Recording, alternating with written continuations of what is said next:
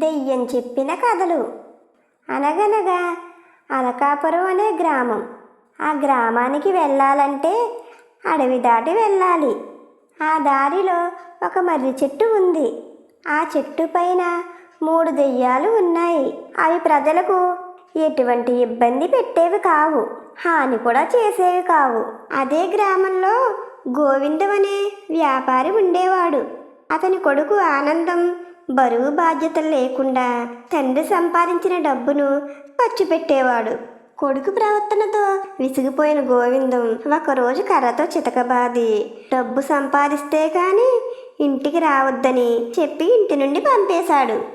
దానితో ఆనందం పొరుగురికి పయనమయ్యాడు. అలా రాత్రిపూట ఊరు దాటి వెళుతున్న ఆనందంకు దూరంగా ఒక పులి ఎదురైంది. పులిని చూసిన ఆనందం భయంతో దగ్గరలో ఉన్న చెట్టు ఎక్కాడు. అలా చెట్టు ఎక్కిన ఆనందానికి చెట్టుపై నుండి ఏవో మాటలు వినిపించటంతో చెవులు రిక్కించి వినసాగాడు. ఆ చెట్టు మీద 3 దెయ్యాలు కూర్చొని మాట్లాడుకుంటున్నాయి. వాటిలో ఒక దెయ్యం ఇలా అంది.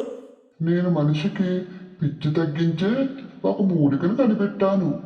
దాన్ని మా ఇంటి వెనుక చెట్టు కింద ముంతలో దాచి పూడ్చిపెట్టాను అని అంది దెయ్యం.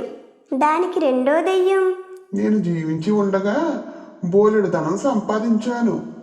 అది పెద్ద కొయ్యి పెట్టెలో పెట్టి మా ఇంటి మధ్యలో పూడ్చిపెట్టాను అని చెప్పింది. దానికి బదులుగా మూడో దెయ్యం, నా దగ్గర ఒక మాత్రమైన కత్తి ఉంది.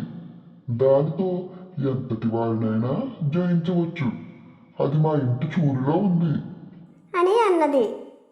ఇదంతా విన్న ఆనందం మరుసటి రోజు పొరుగు రాజ్యానికి పయనమయ్యాడు.